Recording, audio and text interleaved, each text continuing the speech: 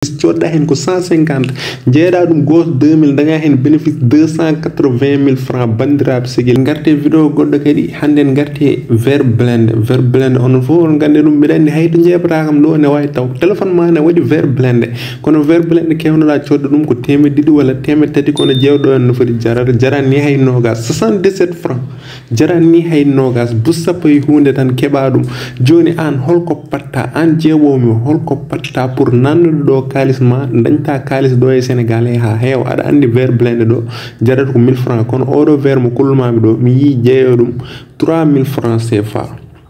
joni jeewen vidéo ko haalata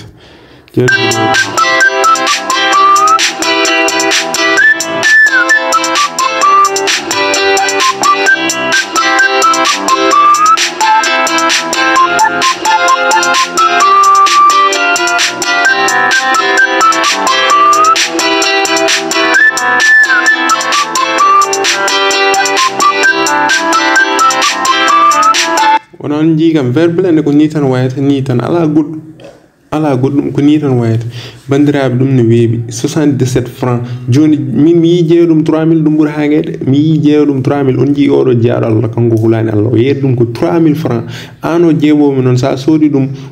ko par exemple 77 francs goto 77 francs aɗa wawi yeytude ɗum temen nayyi aɗa wawi yeytude ɗum joni jehen mbaɗen calcul sa soodi hen 100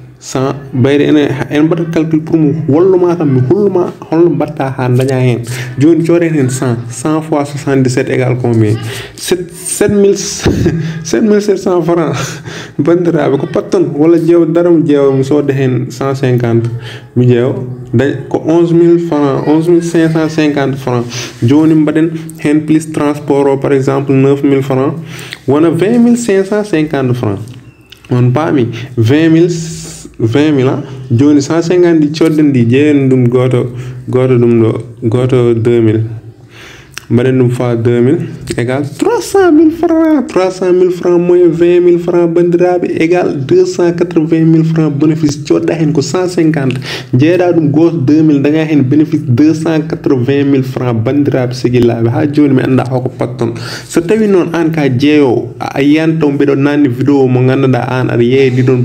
produit haalnam ɗum e commentaire he mi jeewanma produit o no foti jarata e Alibaba e no foti jarata ɗo e Sénégal he haalne kam ɗum e commentaire uji ɗi jewten hen bandiraɓe sigillaɓe on calminama